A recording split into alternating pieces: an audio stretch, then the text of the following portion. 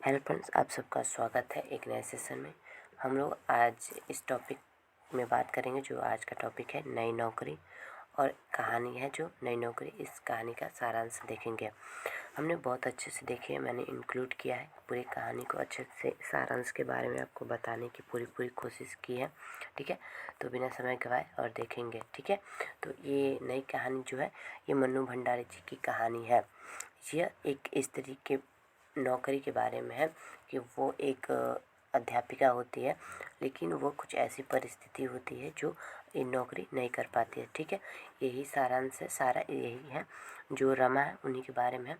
तो पहले ये कहानीकार के बारे में जानते हैं। तो नई नौकरी मन्नू भंडारी जी की लिखी हुई रचना है। जो मन्नू भंडारी हैं ये नई कहानी के कहानीकार हैं। ठीक है, तो इनका जन्म होता है, किनका, मनु भंडारी का जन्म होता है मध्य प्रदेश में होता है, भावनपुर में। ठीक है, 3 अप्रैल सन 1931 को इनका जन्म होता है। ठीक है, इनकी बहुत सारी रचना है जो मैं आपको अलग से वीडियो बना के दे दूँगी, वहाँ से आप सब देख लीजिएगा। लेकिन इनकी बहुत ऐसी हैं जो उपन्यास इनका बहुत प्रसिद्ध है, अपना बंटी और महाभोज। इनकी ये उपन्यास दो है। ठीक है, कौन सा, अपना बंटी और क्या है, अपना बंटी, अपना है बंटी, अपना बंटी इनका बहुत फेमस उपन्यास है जो है। ठीक है, ये हम अलग से इनकी रचनाओं के बारे में बता देंगे। हम लोग बस इसमें कहानी सारांश के बारे में पढ़ेंगे। तो ठीक है, देखिए इसमें क्या है। नई कहानी के दौर में जो ये नई कहानी कहे ना, नई कहानी के रचनाकार हैं मन्नू भंडारी की विशेष चर्चा उनकी प्रसिद्ध कहानी यही सच है। कौन सी इनकी रचना है, एक यही सच है के लिए साथ इनके श्रेष्ठ कहानियों में यही सच है। जो इनकी कहानियाँ, बहुत सी इनकी कहानियाँ हैं। मैं हार गई, मैं हार गई, हार गई, एक प्लेट सवाल है, यही सच है। इनकी बहुत सी ऐसी कहानी, 3 आदमी, इनकी सब बहुत सारी कहानियाँ मैं अलग से वीडियो बना दूँगी, नहीं तो ये वीडियो बहुत लंबा हो जाएगा। ठीक है, तो ये क्या है, यही सच है। ठीक है, फिर है त्रिशंकु, एक खान, आकाश, नाई, अकेला, नई, अकेली नई नौकरी उल्लेख है। मनु भंडारी के सभी कहानियों का मुख्य दो लक्षित किया जाता है। इनके 2 ही लक्षित है। प्रथम, नारी मन की ईमानदारी। ये जो नई नौकरी है नारी पे ही है। ठीक है, पूर्वत अभिव्यक्ति को दूसरे आदमी और प्राचीनतम के साथ फंसी नारी का भीतर और बाहर की टूटती और विवशता का जीवन जीने के लिए बाध्य है। ठीक है, ये हो गया। यहाँ से हम सारांश देते हैं।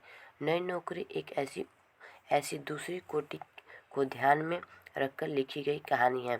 ठीक है, दूसरी कोटि है, जो इनकी पहली कोटि भी है, दूसरी कोटि में इन्होंने क्या है, तो पूरी कहानी में रमा, हमने पहले भी आपको बताया, रमा का व्यक्तित्व है। जो रमा का व्यक्तित्व है व्यवस्था से भरा हुआ दिखाई देता है। हमने कहा ना रमा शुरू में ही, तो उसी के बारे में है।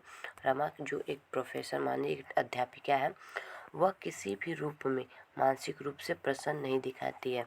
मानिए आप कितना भी नौकरी करें, आप सरकारी नौकरी की तैयारी कर रहे हैं, अगर आप हो जाए लेकिन आप मानसिक रूप से संतुष्ट न हो, तो उस नौकरी का क्या आपके जीवन में कोई मूल्य या कोई आपको अच्छा सुख या सुविधा दे सकता है? कभी भी नहीं।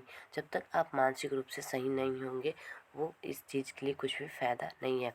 तो मानसिक रूप से प्रसन्न नहीं दिखाई देती। कौन नहीं दिखाई देती हो? तो रमा दिखाई नहीं देती है, मानसिक रूप से प्रसन्न नहीं होती है। ठीक है, उसके पति कुंदन, देखिए उसका पति कौन है, कुंदन द्वारा से निर्मित अभिजात वृत्त के भीतर ही उसे रहना पड़ता है। यानी भारतीय सभ्यता में है ना कि पति ही पत्नी का सब है।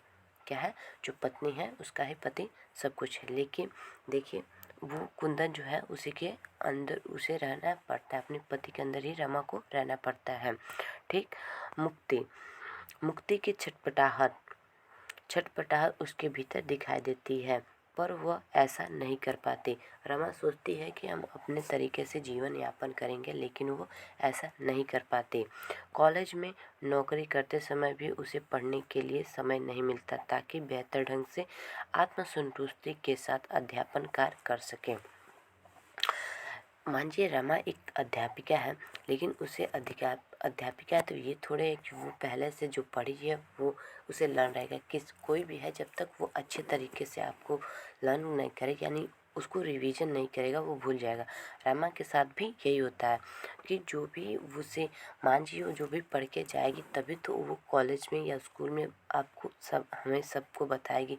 अगर हम लोग को टीचर है, अगर हम लोग को अच्छे तरीके से उन्हें नॉलेज नहीं रहेगा तो हमें नॉलेज कैसे देंगे, यही बात यहाँ पर होती है।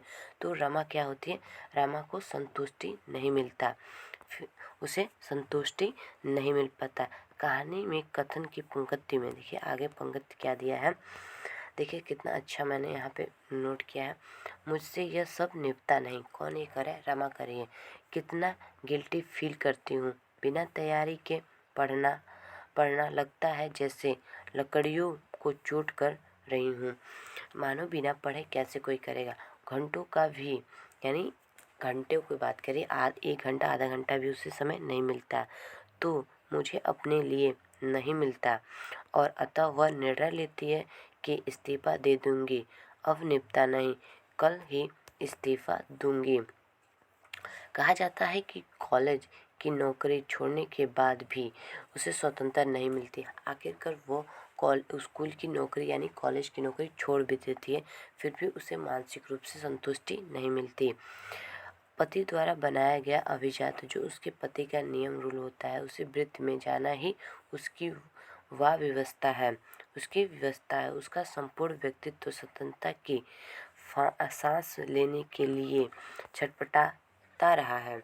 नौकरी करने करने ठीक है, क्या है, नौकरी कर करते हुए भी वह अपना हिसाब से जीवन यापन नहीं कर पाती। वो कितना भी कर पाती, लेकिन नौकरी छोड़ने के बाद भी उसका जीवन स्वतंत्र यानी मानसिक रूप से सही नहीं हो पाता। अगर कोई भी चीज़ आप मान जाइए एक बंधन में बांध देते हैं तो वो कितना भी करे उसको अच्छे तरीके से जब लोग जीवन यापन नहीं कर पाएगा, वो अपने बंधन से मुक्ति नहीं पाएगा, अपने तरीके से जीवन यापन नहीं कर पाएगा। ठीक, ओके। नौकरी करने के बाद भी वो अपने हिसाब से जीवन नहीं जी पाते। इस प्रकार से दोनों परिस्थिति में उसे दुख ही दुख प्राप्त होता है, चाहे वो नौकरी हो चाहे नौकरी के उपरांत हो, उसे दुख ही मिलता है।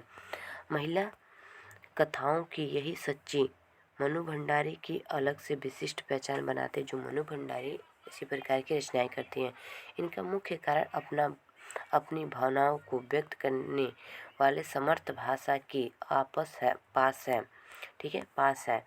पूरी कहानी जो आपकी पूरी कहानी में मनु भंडारी ने स्त्री मन की व्यथा और सब कुछ होने के बाद भी रमा की स्वतंत्रता की छटपटाहट को रेखांकित किया है। इस प्रकार कहा जा सकता है कि नारी मुक्ति की तमाम दुखों के बावजूद भी नारी अभी अपनी विवशता की सीमाओं को तोड़ नहीं पाती। क्या, कितना भी कर वो अपनी व्यवस्था को तोड़ नहीं पाते। ठीक है, लेकिन आजकल कुछ परिस्थिति बदला है, फिर भी उतना नहीं है। चलिए छोड़िए, हम लोग कहानी पढ़े। ठीक है, देखिए हम लोग कितना अच्छे से कहानी पढ़े। चलिए वीडियो अच्छा लगा तो लाइक करिए। अगर ऐसे ही हम कहानी सुनना है और रिलेटेड वीडियो है, आप प्लेलिस्ट में जाकर दे सकते हैं। ठीक है, थैंक यू।